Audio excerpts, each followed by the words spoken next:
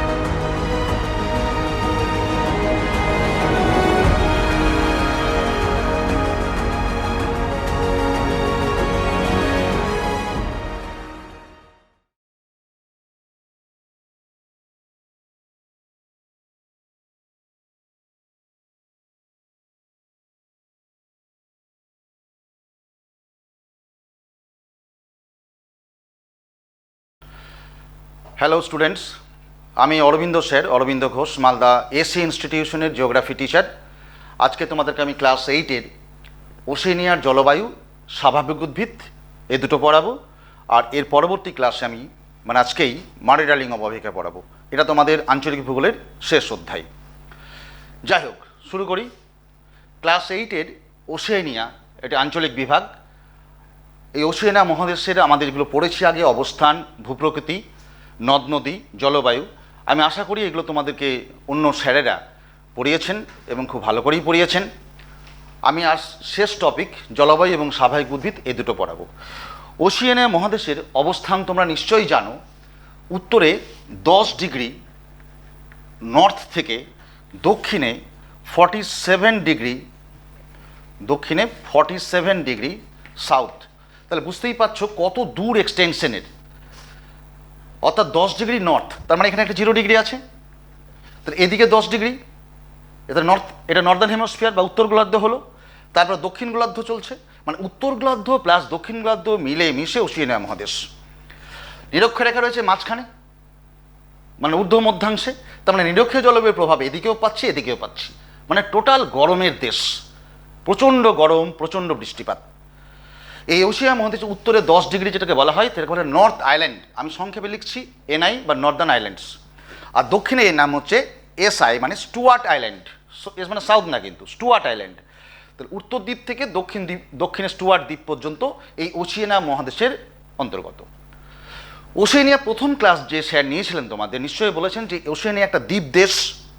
অসংখ্য দ্বীপ নিয়ে তৈরি হয়েছে ওশেনিয়া মহাদেশ। আর সেই ওশেনিয়া মহাদেশকে দ্বীপের অবস্থান, দ্বীপের আকৃতি অনুযায়ী 4 ভাগে ভাগ করা হয়েছে। নামগুলো নিশ্চয়ই শুনেছ, তাও একবার রিপিট করে দিই। একটা হচ্ছে ওশেনিয়ার প্রথম ভাগের নাম কি? অস্ট্রালেশিয়া। দ্বিতীয় ভাগের নাম হচ্ছে মেলানেশিয়া। তৃতীয় ভাগের নাম হচ্ছে মাইক্রোনেশিয়া, মাইক্রো মানে অতি ক্ষুদ্র ক্ষুদ্র দ্বীপ। আর চতুর্থ হচ্ছে পলিনেশিয়া। এটা আমি আজকে আলোচনা করব না, আমি এমনি তোমাদের মনে করানোর জন্য বললাম। অস্ট্রালেশিয়াটাই আমি আজকে মেনলি এঁকেছি। ওশেনিয়া মহাদেশে অস্ট্রালেশিয়া হচ্ছে সব থেকে বড়। অস্ট্রেলিয়া নিশ্চয়ই ম্যাপ দেখে বুঝতে পারছো, তাসমানিয়া, নিউজিল্যান্ড, আর উত্তরে পাপুয়া নিউগিনি। এর আবার একটা ইতিহাস আছে, নিশ্চয়ই তোমরা জানো। এই পাপুয়া নিউগিনি দেশটার কিছু অংশ এশিয়ার অন্তর্ভুক্ত, আর বাকি অংশটা মানে এই অংশটা হচ্ছে অস্ট্রেলিয়ার মধ্যে। আমি তোমাদের জন্য এই ম্যাপটা আঁকলাম যাতে তোমাদের বুঝতে অনেক সুবিধে হয়। এটা হচ্ছে অস্ট্রালেশিয়া। তাহলে বাকিগুলো কোথায় স্যার? অস্ট্রালেশিয়ার উত্তরে দেখতে পাচ্ছ ক্ষুদ্র ক্ষুদ্র দ্বীপ প্রচুর। আমি কিছু এঁকেছি, কিছু আঁকিনি। এই ছোট ছোট দ্বীপগুলো হচ্ছে Melanesia, second one. Third one Micronesia, আরও উত্তরে অতি ক্ষুদ্র ক্ষুদ্র দ্বীপ নিয়ার টু ইকুইটার, মানে নিরক্ষরেখার কাছাকাছি। এগুলো হচ্ছে মাইক্রোনেশিয়া। আর এখানে একটা রেখা আছে, নিশ্চয়ই তোমরা জানো। আমি বাকি আঁকছি কেন সেটাও বুঝতে পেরেছো। এটা হচ্ছে আন্তর্জাতিক তারিখ রেখা। যে তারিখ রেখার একদিকে সোমবার, একদিকে রবিবার। মহা মুশকিল, ক্লাস 9-এ তোমার এটা নিয়ে পড়বে। এইদিকে হচ্ছে 4 তারিখ, জাহাজটা যেই পেরোলো ওইদিকে হলো 5 তারিখ। তাই হয়? সকাল 9টায় 4 তারিখ, 10টার সময় 5 তারিখ, বড় সমস্যা। একে বলা হয় আইডিয়াল বা আন্তর্জাতিক তারিরেখা। এই আন্তর্জাতিক তারিরেখাতে এখানে একটা দ্বীপ আছে, ধরে নাও, আছে তো অনেকই। এই জায়গাটা কি বলেছিলাম? পলিনেশিয়া। পলিনেশিয়ার একটা দ্বীপ আছে, আর সেই দ্বীপের একটি অংশ আছে, এদিকেও একটা দ্বীপ আছে। মানে ধরো মালদা আর উত্তর দিনাজপুর, তাহলে মালদায় বাজবে 9টা আর উত্তর দিনাজপুরে 10টা, তা তো হতে পারে না। সেই জন্য এই রেখাটাকে বাঁকিয়ে দেওয়া হয়েছে, যাতে করে একই রকমের সবার ডেট হয়। এই আন্তর্জাতিক তারিরেখা সংলগ্ন দ্বীপগুলোর নাম হচ্ছে পলিনেশিয়া। এটা নিয়ে আমি ডিটেলস আলোচনা করব না, কারণ এটা আমার দরকার নেই আজকে, আমি এটা মুছেই দিলাম, এটাও মুছে দিলাম। তাহলে ওশেনিয়া মহাদেশের সব থেকে বড় অংশের নাম হচ্ছে অস্ট্রালেশিয়া। অস্ট্রালেশিয়ার সব থেকে বড় কে? অস্ট্রেলিয়া।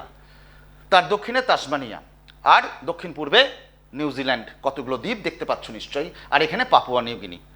এই হচ্ছে অস্ট্রালেশিয়ার ওশেনিয়া মহাদেশের বড় অংশ। তার জলবায়ু দেখলেই তুমি বুঝতে পারছো, উত্তরে নিরক্ষীয় জলবায়ুর প্রভাব রয়েছে, তারপরে ক্রান্তীয় জলবায়ুর প্রভাব থাকবে, তারপরে নাতিশীতোষ্ণ জলবায়ুর প্রভাব থাকবে, তারপরে আরও ঠান্ডা জলবায়ুর প্রভাব থাকবে। এমনি তোমরা কি জানো, পৃথিবী গোল, নিরক্ষরেখায় সব থেকে বেশি উষ্ণতা, গরম, এর থেকে যত উপরে যাবে কম ঠান্ডা, আরও কম ঠান্ডা, আরও কম ঠান্ডা, আরও কম ঠান্ডা, বরফ। এখানেও ঠিক একই গল্প হবে। এই পরিপ্রেক্ষিতে তোমাদেরকে প্রথমে একটা গল্প বলে দিই। গল্পটা হচ্ছে, ওশেনিয়া মহাদেশ এমন একটা দেশ যা সবই দ্বীপ। অস্ট্রেলিয়া নিজেও একটা দ্বীপ, কিন্তু এশিয়া তো দ্বীপ না, উত্তর আমেরিকা, দক্ষিণ আমেরিকা এগুলো সেই অর্থে দ্বীপ না। দ্বীপ বলে চতুর্দিকে সমুদ্রের জল, আর সমুদ্রের জলের প্রভাব সব থেকে বেশি। যদি এটা দ্বীপ হয় তাহলে চতুর্দিকে জল, তাহলে সমুদ্রের জলের প্রভাব, সমুদ্রের বাতাসের প্রভাব সবসময়। সমুদ্র উপদ্রব গেলে আমরা কী দেখতে পাই? সবসময় সমুদ্র বাতাস বইছে।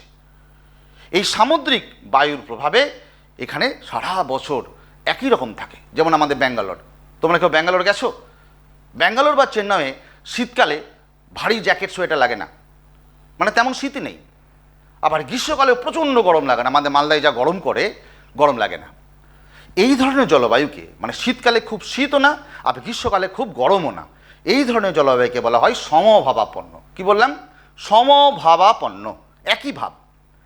কিন্তু যদি উল্টোটা হয়, যেমন আমাদের দিল্লি, শীতকালে প্রচণ্ড ঠান্ডা, বরফ পড়ছে দিল্লিতে, আবার গ্রীষ্মকালে দিল্লিতে এত গরম যে থাকা যায় না।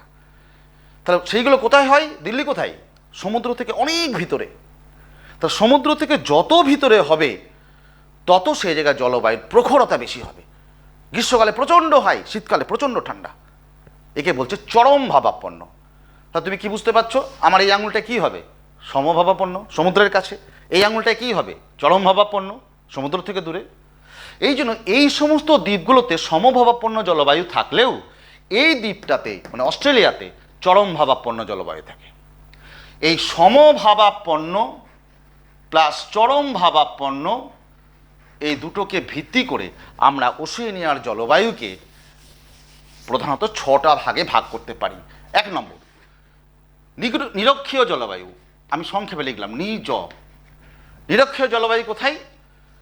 নিরক্ষরেখা সংলগ্ন Papua New Guinea, Micronesia, Melanesia, অস্ট্রেলিয়ার এই দেখো উত্তরের সামান্যতম অংশ, যেটা আমি সেট দিয়ে ভরে দিলাম, এটা নিরক্ষীয় জলবায়ু। কোথায় কোথায় বললাম আবার বলি? Micronesia, Melanesia, Papua New Guinea এবং অস্ট্রেলিয়ার একদম উত্তরাংশ।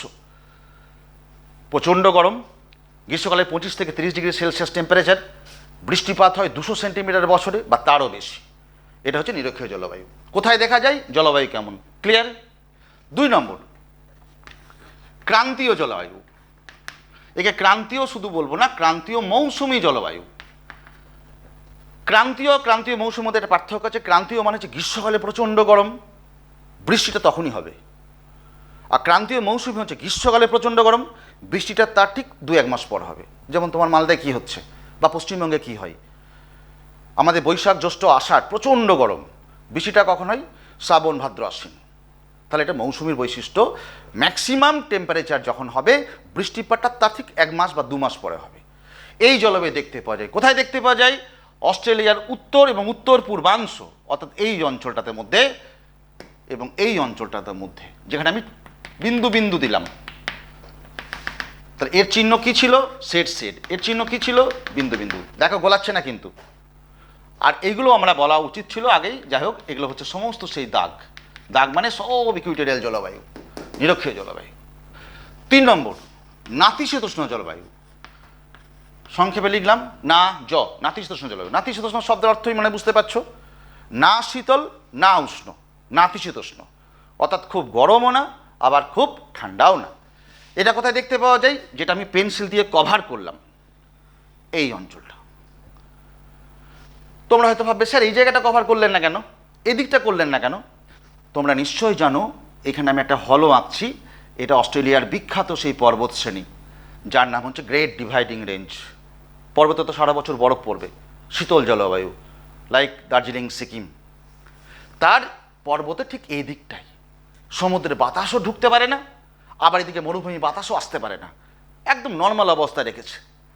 খুব লো স্পিডে বাড়িতে এসি চালালে যেমন হয়, নর্মাল অবস্থায়। এই জন্য এটা হচ্ছে নাতিশীতোষ্ণ জলবায়ু। এটা অস্ট্রেলিয়া পূর্ব উপকূল বরাবর ব্রিসবেন অঞ্চলেও দেখা যায়। বোঝা গেল? 3টা হয়ে গেল।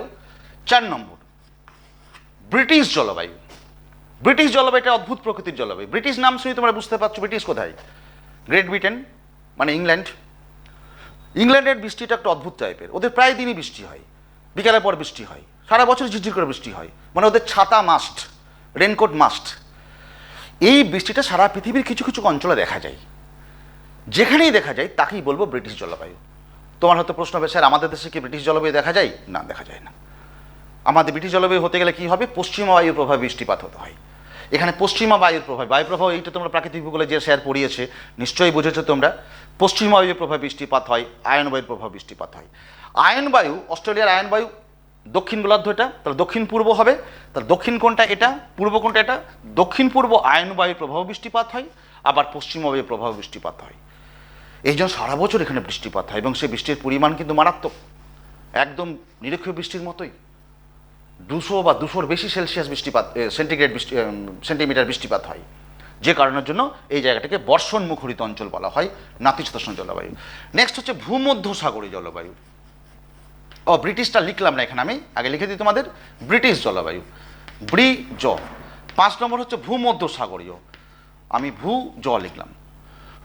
ভূমধ্যসাগরীয় জলবায়ু একই গল্প, আগে যেটা বললাম ব্রিটিশ জলবায়ু কোথাও তো নিশ্চয় আছে, তার জন্য এর নাম ব্রিটিশ জলবায়ু। যেমন লন্ডনে, সেটা অস্ট্রেলিয়ায় দেখতে পাওয়া যায়, তাও ব্রিটিশ জলবায়ু। স্যার ব্রিটিশ জলবায়ু যদি আর্জেন্টিনা বা ব্রাজিলে দেখা যায় কি বলবো, ওই ব্রিটিশ জলবায়ু। ঠিক ভূমধ্যসাগর অঞ্চলে জলবায়ু দেখা যায়, তার নাম ভূমধ্যসাগর জলবায়ু। ভূমধ্যসাগর জলবায়ুর বৈশিষ্ট্যটা অদ্ভুত, কীরকম বলো তো? ভূমধ্যসাগর জলবায়ু মানে শীতকালে বৃষ্টি হবে। এবার তুমি হয়তো ভাবছো আমাদের এখানে প্রচণ্ড শীত, সেই সময় বৃষ্টির মতো বৃষ্টি। এক্স্যাক্টলি, শীতকালে বৃষ্টিটা অদ্ভুত তাৎপর্য থাকে, বাতাসে গ্যাসিয়াস মলিকিউলসগুলো বদলে যায়।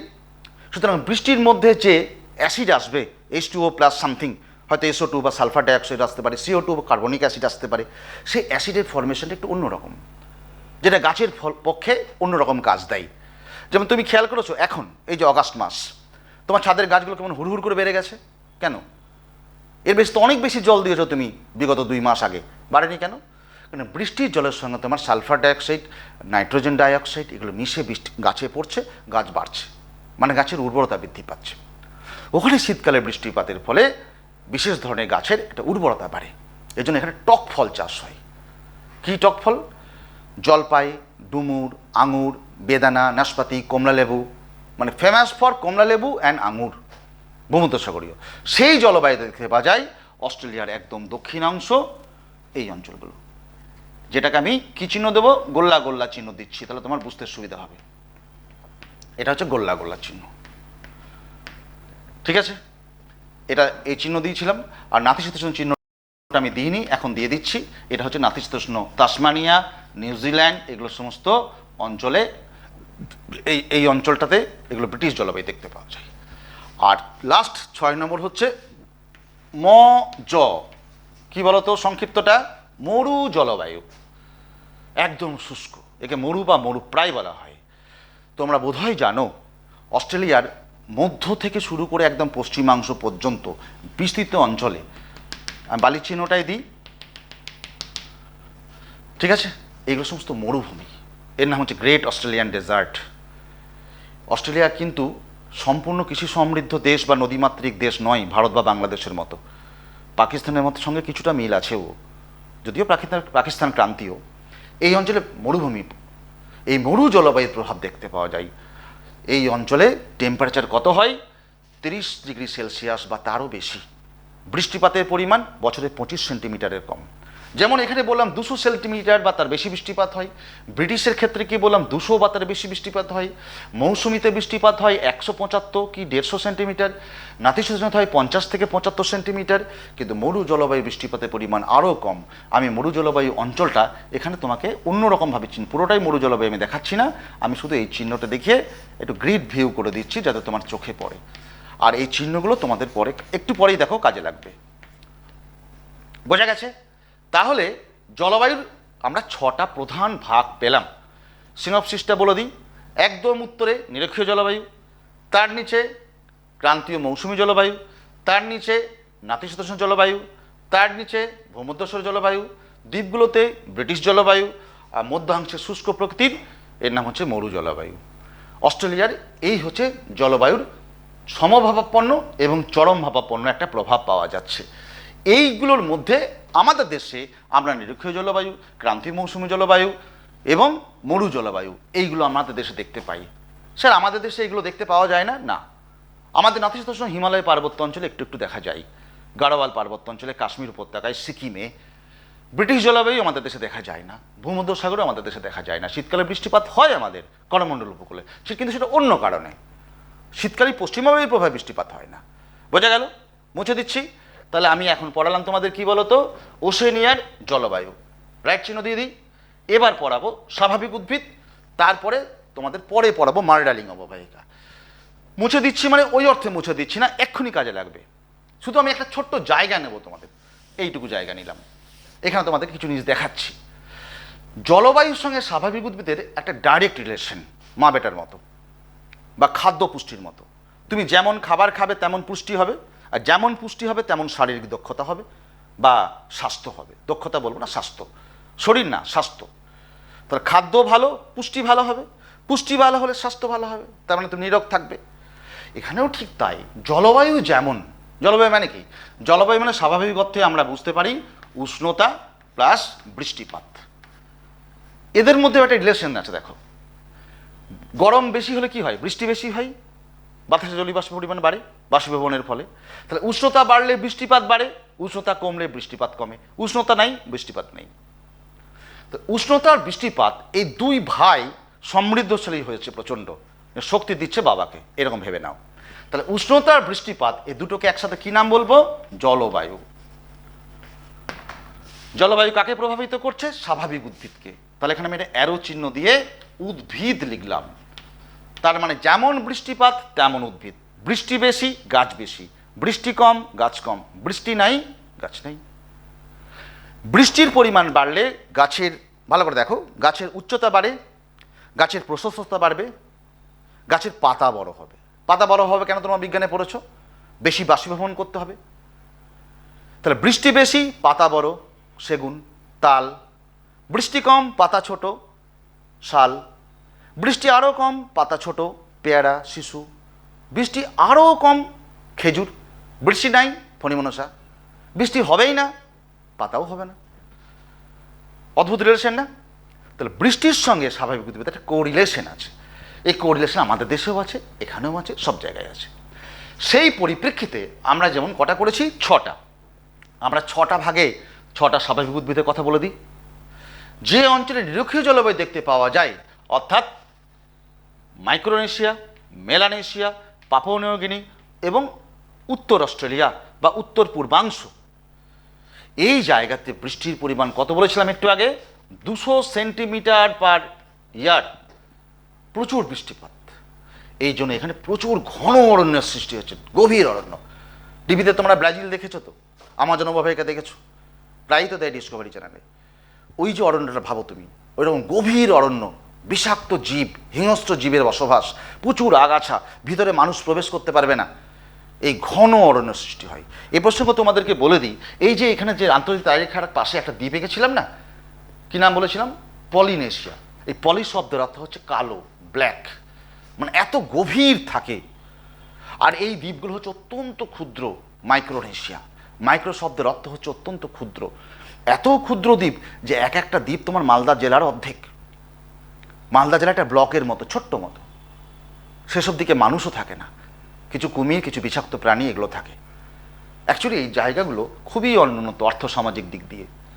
যাই হোক, ফিরে আসে আসল জায়গায়। 200 সেন্টিমিটার বৃষ্টি, তাহলে গভীর অরণ্য। কী কী গাছ দেখা যায়? Nut, Brazil nut, iron wood, palm, হ্যাঁ, রাবার, সেগুন, আবলুস, মেহগিনি। আমার মনে আছে, তোমাদেরও মনে থাকবে, পড়তে পড়তে দেখবে ঠিক মনে আসছে। এই সমস্ত গাছগুলো হচ্ছে নিরক্ষীয় অঞ্চলের ঘন অরণ্যের গাছ। নেক্সট হচ্ছে ক্রান্তীয় মৌসুমি পর্ণমোচী। মৌসুমি পর্ণমোচীর একটা মৌসুমি গাছ অঞ্চলে যে গাছ দেখা যায় তার নাম হচ্ছে পর্ণমোচী। তাহলে একে কি বললাম? চিরহরিৎ। চিরহরিৎ, একে কি বলবো? পর্ণমোচী। পর্ণমোচী শব্দের অর্থ কি তোমরা জানো? পর্ণমোচন করে যে, মানে পাতা ঝরায়। শীতকালে পাতা ঝরাই, তোমার বাড়ির চাষবাসে দেখতে পাই অর্জুন গাছ পাতা ঝরাই, সজনে গাছ পাতা ঝরাই, শুধু সজনে ডাঁটিগুলো দেখা যায়। পেয়ারা গাছ পাতা ঝরিয়ে দেয়, শিশু গাছ পাতা ঝরিয়ে দেয়, শুধু শিশু গাছের ডালগুলো দেখা যায়। কেন পাতা ঝরায়? শীতকালে বৃষ্টি নেই, বাষ্পীভবন বেড়ে যাবে। বাষ্পীভবন বেড়ে গেলে কী করতে হবে? পাতা ঝরাতেই হবে, তাছাড়া উপায় নেই। এই জন্য গাছগুলো পাতা ঝরিয়ে ফেলে। একে বলা হয় ক্রান্তীয় পর্ণমোচী। ক্রান্তীয় পর্ণমোচীর মধ্যে কি পাওয়া যায়? বার্চ, লার্চ, স্প্রুস, তারপর সিডার, এই ধরনের। পামও কিছু পাওয়া যায়, এখানেও পাম, এখানেও পাম। পাম মানে তাল, এখানে বড় পাতাযুক্ত তাল গাছ, এখানে ছোট পাতাযুক্ত তাল গাছ। বাড়িতে আমরা যে সমস্ত পামগুলো লাগাই, ইনডোর প্ল্যান্টস, সেই ধরনের পাম। নেক্সট নাতিশীতোষ্ণ। নাতিশীতোষ্ণ জল গাছতে, এই যে এখানে একটু পড়ালাম ব্রিটিশ আর নাতিশীতোষ্ণতে এই দুটোই যে একই রকম প্রকৃতির জলবায়ু। এখানে তোমার দেখতে পাওয়া যায় নাতিশীতোষ্ণ অরণ্য, না অরণ্য লিখে দিলাম সংক্ষেপে। এই দুটোতে একসাথে নাতিশীতোষ্ণ অরণ্য। বড় পাতাযুক্ত পর্ণমোচী, যেমন ওক, বিখ্যাত গাছ। Oak, maple. আমাদের এখানে যেমন গাছের প্রাচুর্যতা বলতে আমরা বাড়ি ঘরে ফার্নিচার কিসে হয়? তোমার বাড়িতে ফার্নিচার কিসে আছে? শিশু বা সেগুন। ওদের হচ্ছে ওক আর ম্যাপল। আমাদের বাড়ি চৌকাঠ, বিম টিম করে শাল কাঠে করা হয়, শক্ত কাঠ। মালদাতে অবশ্য আম কাঠে হয়, কিন্তু শাল কাঠে বেশি হয়। ওদের ঠিক সেম এরকম টাইপের। পপলার, ওক আর ম্যাপল খুব শৌখিন। ওক গাছের ফার্নিচার আমাদের মালদাতে বা কলকাতাতেও পাওয়া যায়, খুবই দামি। ম্যাপল গাছের ফার্নিচার বেশ দামি, মানে সেগুলোর থেকেও দাম, কিন্তু ওদের দেশে প্রচুর অ্যাভেলেবেল। তাছাড়া নিউজিল্যান্ডে ম্যাপল পাতার গল্প তোমরা শুনেছ। যাই হোক, অনেক কবির মধ্যে তুমি ম্যাপল পাতার পাবে। ক্লাস 9-এ তুমি দেখবে একটা ইংরেজি কবিতা পড়তে গিয়ে ম্যাপল পাতার গল্প আছে। নেক্সট ভূজ, মানে ভূমধ্যসাগরীয় জলবায়ু। ভূমধ্যসাগরীয় জলবায়ুতে কি দেখা যায়? ভূমধ্যসাগরীয় অরণ্য, একই নাম। টক ফল জাতীয় গাছ। গাছগুলোর নাম বলেছিলাম, আমি আবার বলি। জলপাই, ডুমুর, আঙুর, নাশপাতি, বেদানা, হ্যাঁ, এগুলো হচ্ছে এই ভূমধ্যসাগরীয় জলবায়ু অঞ্চলের গাছ। নেক্সট মরু জলবায়ু। বৃষ্টিপাত তো হয়ই না, অত্যন্ত শুষ্ক অঞ্চল। এই কম বৃষ্টিপাতযুক্ত অঞ্চলে কী কী গাছ জন্মায়? মরু অরণ্য। আর মরু অরণ্য না লিখে আর একটা জিনিস লিখি, ক্যাকটাস। আমি সংক্ষেপে লিখলাম, ক্যাকটাস। মানে বিভিন্ন ধরনের জেরোফাইটগুলো। কী কী পাওয়া যায়? খেজুর, বাবলা, বাওবাব, অ্যাকেসিয়া, সাগুয়ারা, এই ধরনের গাছগুলো মরু জলবায়ু দেখতে পাওয়া যায়, কাঁটা জাতীয়। তাহলে কি বুঝলে? স্বাভাবিক উদ্ভিদ, উষ্ণতা, বৃষ্টিপাতের সঙ্গে সম্পর্ক রয়েছে, এবং এই জলবায়ুর সঙ্গে বিভিন্ন অরণ্যগুলো গড়ে উঠেছে ওশেনিয়া মহাদেশে। তাহলে ওশেনিয়া মহাদেশের স্বাভাবিক উদ্ভিদও তোমাদেরকে পড়ানো হলো। স্বাভাবিক উদ্ভিদের একটা অংশ তোমাদেরকে বলি, সেটা সিম্বলিক, না হলে কিন্তু এটা পড়ানো ইনকমপ্লিট থেকে যাবে। সিম্বলিক মানে বলতে চাইছি যে কোনো একটা জায়গায় পরিচিত। যেমন আফ্রিকা বলি, তোমার মাথায় কি আসছে? সাহারা মরুভূমি। ব্রাজিল বললে মাথায় কি আসছে? আমাজনের সেলভা, ঘন অরণ্য। ঠিক অস্ট্রেলিয়া বলতে ডাউনস তৃণভূমি। ইউরোপের গল্ফ মাঠগুলো দেখেছো? যারা গল্ফ খেলে, বিশাল বড় একটা ছোট ছোট ঘাস, সবুজ ঘাস। আমাদের মালদার যে স্টেডিয়ামগুলো রয়েছে সেরকম টাইপের ছোট ছোট ঘাস, বিশাল বড়। এই ছোট ছোট ঘাসযুক্ত বিশাল তৃণভূমি রয়েছে। আর এখানে চড়ে প্রচুর ভেড়া, মেষ আর গরু। আসছি পরে, মডেলিং যখন পড়াবো তখন তোমাদেরকে বলবো। বিস্তীর্ণ ছোট ঘাসের তৃণভূমি, এর নাম বড় করে লিখিয়ে নিলে পড়ানোটাই ভুল হবে, ডাউনস। সারা পৃথিবীতে কম বৃষ্টিপাতযুক্ত অঞ্চলের কি এরকম তৃণভূমি আছে? যেমন উত্তর আমেরিকায় পেরি, দক্ষিণ আমেরিকায় পম্পাস, আফ্রিকায় বলো তো কি ভেল্ট, রাশিয়ায় স্টেপ। ঠিক অস্ট্রেলিয়া হচ্ছে ডাউনস। এই অঞ্চলে ডাউনস আছে। এই অঞ্চলটা আমি এখনো পড়াইনি, কিন্তু একটু পরে তোমাদের এই অঞ্চলটা পড়াবো, দেখবে ভীষণ ইন্টারেস্টিং। মার্ডার্লিং অববাহিকা, এখানে আছে ডাউনস। আর একটা বড় ঘাসের তৃণভূমি, যখন একটু বৃষ্টি হয় এই অঞ্চলটাতে, একটু বৃষ্টি হয়, বড় বড় ঘাস, তার নাম হচ্ছে পার্কল্যান্ড সাভানা। ঘাসগুলো এতটাই বড়, যেমন আমাদের নদীর ধারে ঘাসগুলোতে যখন গরু চড়ে, ছাগল চড়ে, আমরা ছাগল গরু দেখতে পাই, ঘাসে ঢাকা পড়ে যাই, তো লোকে আমি বলতে পারি কাউ গ্রাস বলতে পারি।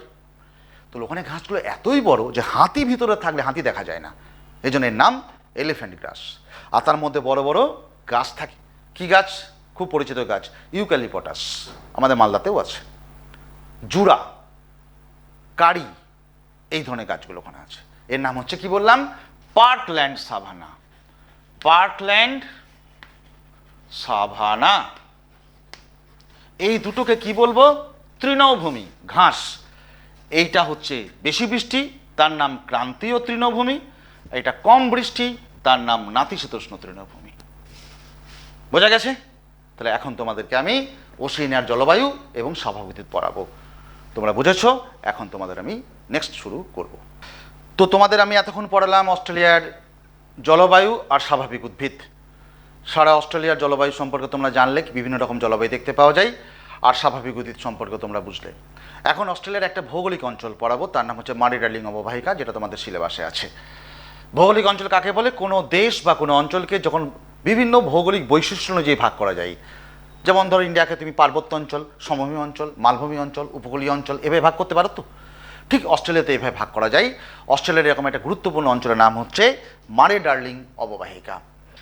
আমি একটা অস্ট্রেলিয়ার ম্যাপ তোমাদের জন্য এঁকেছি। এখানে দেখতে পাচ্ছ নদী রয়েছে, আর লাল কালিতে একটা বাউন্ডারি করা রয়েছে।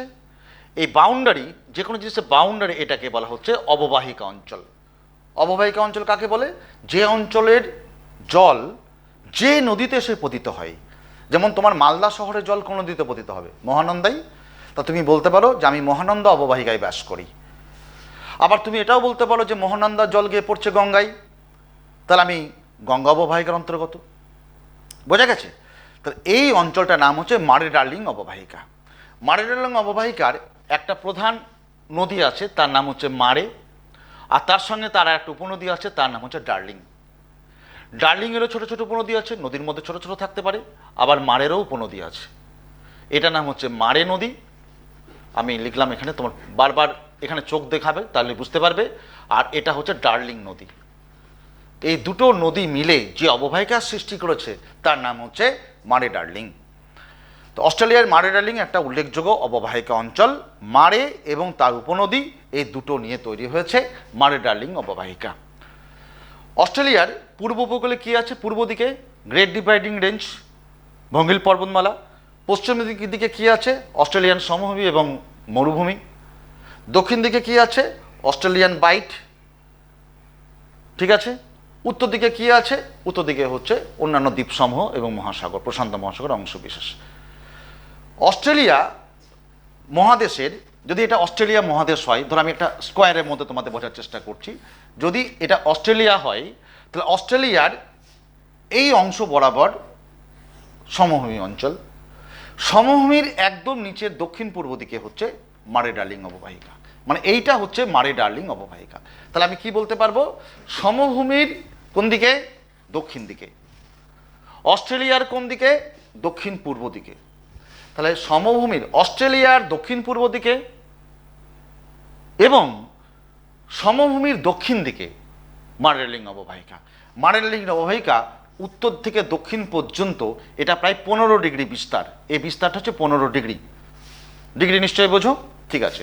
এটা 24 ডিগ্রি থেকে 38 ডিগ্রি পর্যন্ত, 39 ডিগ্রি পর্যন্ত, 39 ডিগ্রি, 24 ডিগ্রি থেকে 39 ডিগ্রি পর্যন্ত, দুটোই দক্ষিণ, তাই আমি দক্ষিণ কথাটা লিখলাম না।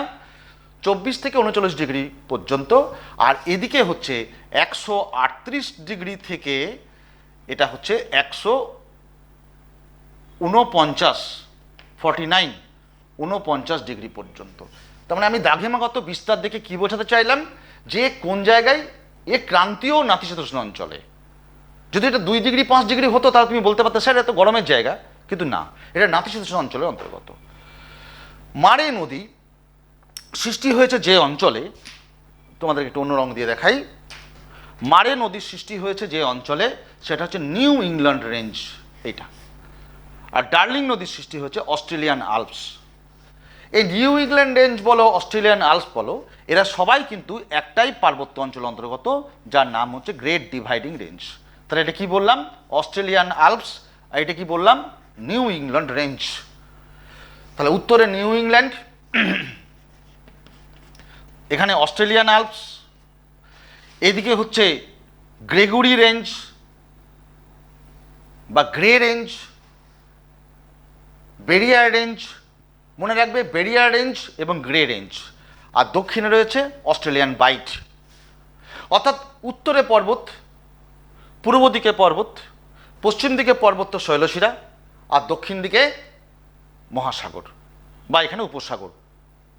পড়েছে কোথায়? এই যে জায়গায় পড়েছে তার নাম হচ্ছে এনকাউন্টার উপসাগর। আমি লিখে রাখলাম, অত লেখার সময় নেই আমার। তাহলে মারে ডার্লিং কোথায় পতিত হয়েছে? এনকাউন্টার উপসাগরে। আর একটা জিনিস মনে রাখো, মারে নদী এবং ডার্লিং নদী দক্ষিণ এবং দক্ষিণ পশ্চিমে প্রবাহিত হয়েছে, পরে পশ্চিম এবং আরও দক্ষিণ পশ্চিমে প্রবাহিত হয়েছে, আর যে জায়গায় মিলিত হয়েছে তার নাম হচ্ছে ওয়েন্টওয়ার্থ।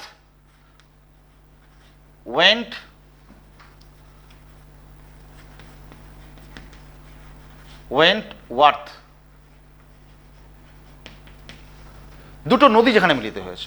আমি তোমার স্পেশাল ইন্টারেস্টের জন্য একবার বলি, তোমার মালদা জেলার একটা নদী হচ্ছে মহানন্দা। মহানন্দা নদীর সঙ্গে কালিন্দী মিলিত হয়েছে, জায়গাটার নাম তোমরা নিশ্চয়ই জানো, নিমাইসরা। তাহলে এখানে নিমাইসরাটা হচ্ছে ওয়েন্টওয়ার্থ। কালিন্দী যেমন মহানন্দার উপনদী, ঠিক মারের উপনদী আছে, যেমন মারামবিজি, লাচনান, নামগুলো তোমাদের মনে থাকবে, বই পড়বে, বারবার মুখস্থ করবে, দেখবে হয়ে যাবে। আমার এইভাবেই হয়েছে এককালে। তাহলে মারে নদী, তার উপনদীকে ডার্লিং। আমি যদি এখানে একটা অন্যরকমভাবে দেখাই, ধরো এটা মারে নদী, এটা মারে নদী। মারে প্রধান নদী, পতিত হয়েছে কোথায়? এনকাউন্টার উপসাগরে, এনকাউন্টার বে লিখলাম। মারে নদীর উপনদী আছে এই যে লাচনান, মারামবিজি। নদীর নাম কি? মারে। মারের সঙ্গে যে আসছে উপর থেকে মিলিত হচ্ছে তার নাম কি? ডার্লিং। ডার্লিংয়ের আবার আছে পারু, বারণ।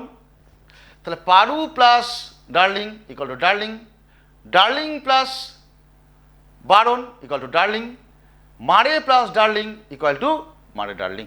সেই মারে ডার্লিং মিলিত হয়েছে যে জায়গায়, সেটা তোমাদেরকে আমি লাল কালি দিয়ে দেখাচ্ছি। এইটা হচ্ছে এনকাউন্টার উপসাগর। আর এই সরি এটা হচ্ছে ওয়েন্টওয়ার্থ। আর যেখানে পতিত হয়েছে তার নাম এনকাউন্টার উপসাগর, আর এটা হচ্ছে ওয়েন্টওয়ার্থ। এই সমগ্র অঞ্চল হচ্ছে মারে ডার্লিং অববাহিকা। দেখতে কেমন? এদিকটা কি বললাম? পার্বত্য অঞ্চল। এদিকটা কি বললাম? পার্বত্য অঞ্চল। তার মানে দুই দিকটা উঁচু।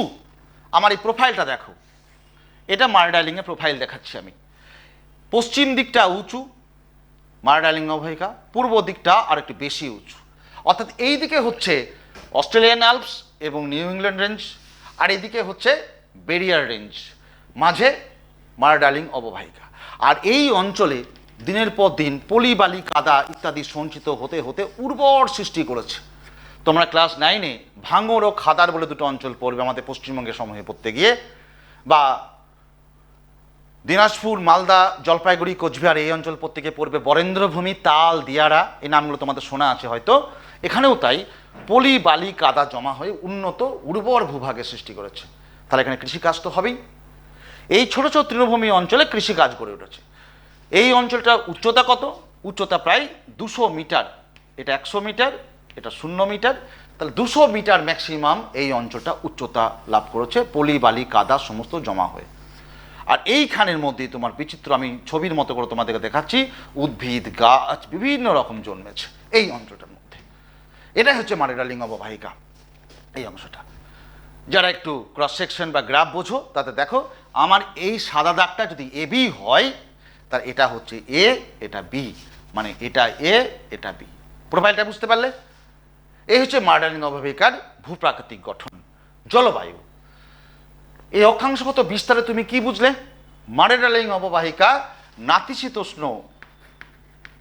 নাতিশীতোষ্ণ জলবায়ুর অন্তর্গত। অর্থাৎ তাপমাত্রা খুব বেশি হয়ও না।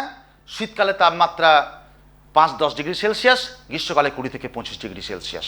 বৃষ্টিপাতের পরিমাণ কিন্তু কম। কেন কম? দেখো, বৃষ্টিপাতের পরিমাণে কম কিন্তু বৃষ্টিপাতের পরিমাণ বেশি হলে কিন্তু প্রচুর চাষবাস হতো। এই অঞ্চলে অস্ট্রেলিয়ান আল্পস থাকার জন্য এদিকে সামুদ্রিক বাতাস ঢুকতে পারছে না, পারছে কি, বাধাপ্রাপ্ত হচ্ছে, ফলে এই অঞ্চলে বৃষ্টিপাতটা বেশি হয়ে যাচ্ছে। একটা ভালো উদাহরণ দিই, তাকাও আমার দিকে। উদাহরণটা হচ্ছে আরব সাগর থেকে যে জলীয় বাষ্পগুলো আসছে তারা পশ্চিমঘাট পর্বতমালায় বাধাপ্রাপ্ত হয়ে আরব সাগরের দিকে বৃষ্টিপাত ঘটিয়ে দিচ্ছে। এর ফলে কর্ণাটকে ব্যাঙ্গালোর, মহীশূর এই অঞ্চলে বৃষ্টিপাত কম হচ্ছে। এটাকে বলে বৃষ্টির ছাই অঞ্চল। আরও উদাহরণ আছে। তাহলে এখানে বৃষ্টিপাতটা বেশিরভাগটা হয়ে যাচ্ছে এই আমার আঙুলের কাজটাই, আর বৃষ্টিপাত এখানে পরিমাণ কম। তাহলে এখানে বৃষ্টিপাত খুব কম, কিন্তু 75 থেকে 100 সেন্টিমিটার বৃষ্টিপাত।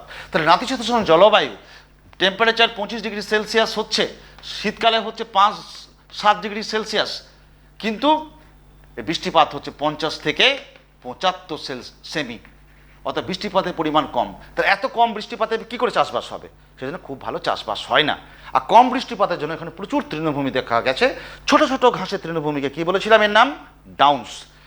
এই নাতিশীতোষ্ণ অঞ্চলের আমি এখন তোমাদেরকে 3টে ফেজ পড়াবো, তাহলে তোমার এটা কমপ্লিট হবে। 3টে ফেজ কী কী? একটা হচ্ছে স্বাভাবিক উদ্ভিদ। তাহলে উদ্ভিদ, এখানে উদ্ভিদকে 3 ভাগে ভাগ করতে পারবো আমি। একটা হচ্ছে পর্ণমোচী, একটা হচ্ছে ডাউন্স, আর একটা ভূমধ্যসাগরীয়। পর্ণমোচী মানে পাতা ঝরানো গাছ, ম্যাপল, ওক, অলডার, সিডার প্রভৃতি। ডাউন্স মানে ছোট ছোট ঘাসের তৃণভূমি, সুবিস্তৃত ল্যান্ড। আর ভূমধ্যসাগরীয় অঞ্চল মানে টক ফলের গাছ, যেমন কি বললাম, আপেল, আঙুর, বেদানা, কমলালেবু, নাশপাতি, পিচ, জলপাই, ডুমুর, এগুলো। এই জন্য এই অঞ্চলটা মদ শিল্পে খুব বিখ্যাত, অ্যালকোহল। ঠিক আছে, স্বাভাবিক উদ্ভিদ। আর যদি আমরা কৃষির ক্ষেত্রে দেখি, এটা একটা ফেজ। কৃষির ক্ষেত্রে আমরা 2 ভাগে ভাগ করতে পারবো। একটা নাতিশীতোষ্ণ কৃষি, আর একটা ভূমধ্যসাগর কৃষি। নাতিশীতোষ্ণ কৃষি মানে না উষ্ণ না শীতল, মাঝামাঝি। তা মাঝামাঝি সময় কী চাষ হয়? শীতকালে আমাদের দানা শস্য দেখবি গম চাষ বেশি হয়, ধান চাষ হয় না। কিন্তু আমি বাঁধাকপি, ফুলকপি, আলুর কথা বলছি না, ওগুলো তো সবজি। ভুট্টা, গম, ওট, বার্লি, রাই, এই সমস্ত চাষগুলো বেশি হয়। মনে থাকবে, আবার বলি, ভুট্টা, বার্লি, ওক, রাই, এইগুলো, আলফালফা ঘাস, এই ধরনের চাষগুলো বেশি হয়। আর ভূমধ্যসাগরীয় অঞ্চল হচ্ছে টক ফলের গাছ, যেগুলো গুল্ম জাতীয়। আর বড় গাছের মধ্যে হচ্ছে ইউক্যালিপটাস, জুড়া। আর মশলার মধ্যে হচ্ছে জারা, কারি নাম তো তোমরা শুনেছো, কারি পাতা আমরাও খাই বাড়িতে, এলাচ, লবঙ্গ, এই ধরনের চাষগুলো বেশি হয়। কৃষি হলো, উদ্ভিদ হলো। কৃষি আর উদ্ভিদকে কেন্দ্র করে দেখো কেমন কোরিলেটেড, খুব ইন্টারেস্টিং। কিন্তু তোমরা ভাবছো আঞ্চলিক ভূগোল ম্যাপ বাপরে কঠিন, না, এমন কিছুই কঠিন না। উদ্ভিদ আর কৃষিকে ভিত্তি করেই গড়ে উঠবে কিন্তু কিছু পেশা। মালদায় আম বাগানকে কেন্দ্র করে আম কাঠ বিক্রি, আম বিক্রি, আম পাতা বিক্রি, কত কিনা হচ্ছে। তাহলে ওখানে তো তাই করবে, ও তো তার কোনো জমি বা শিল্প নেই। তা উদ্ভিদকে কৃষিকে কেন্দ্র করে ওরা কিন্তু গড়ে উঠেছে কৃষিক্ষেত্র এবং পশুপালন ক্ষেত্র। পশুপালন করে ওরা। আর এই ছোট ছোট যে ঘাস, কি নাম বলেছিলাম, ডাউন্স। এই যে ডাউন্স, এই ডাউন্স তৃণভূমিগুলো হচ্ছে ইউরোপের গল্ফ মাঠের মতো ছোট ছোট ঘাস, আমাদের স্টেডিয়ামে যেগুলো দেখতে পাওয়া যায় বিস্তীর্ণ অঞ্চল জুড়ে।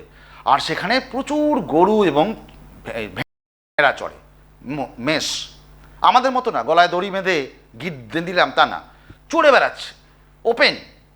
আর সেগুলো থেকে প্রচুর পরিমাণে গরু এবং ভেড়াকে পালন করা হচ্ছে বিভিন্ন, এটা মুছে দিচ্ছি, শিল্প কার্যে।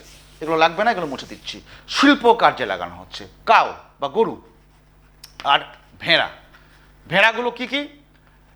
আমাদের ভেড়ার মতো না, বড় বড় ভেড়া, বড় বড় সিংওয়ালা, এত বড় বড় লোমওয়ালা। লিঙ্কন, মার্স, মেরিনো খুব বিখ্যাত। Australia is famous for merino sheep, merino ভেড়া। আর গরুগুলো ছোট ছোট শিংযুক্ত, কুঁচবিহীন, বেশ লম্বা চওড়া, প্রচুর দুধ দেয়।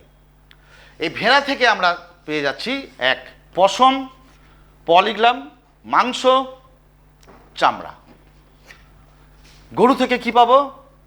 লোম তো পাবো না, তার পশম হবে না, চামড়া বা চর্ম, দুধ আর মাংস। মনে রাখবে কিন্তু ভেড়া থেকে পাচ্ছি, এটা করলাম প না করে লো লিখলাম, লো মানে লোম, মাংস আর চামড়া। এখানে কি পাচ্ছি? চামড়া, দুধ আর মাংস। এই গো মাংসতে মার্ডাল নভিকা বিশ্বে 5th পজিশন, আমেরিকা, ইউরোপে বড় বড় দেশগুলো এই অস্ট্রেলিয়া থেকে গরুর মাংস নিয়ে যায়। আর দুধ শিল্প, আর এখানে হচ্ছে চামড়া শিল্প। এই দুধ শিল্প থেকে তৈরি হচ্ছে তোমার পনির, বাটার, মাখন, এগুলো গুঁড়ো দুধ বিদেশি রপ্তানি করা হচ্ছে। দুগ্ধ শিল্প যথেষ্ট উন্নত। এখানেও ভেড়ার মাংস একই গল্প, আর দুবার বলছি না।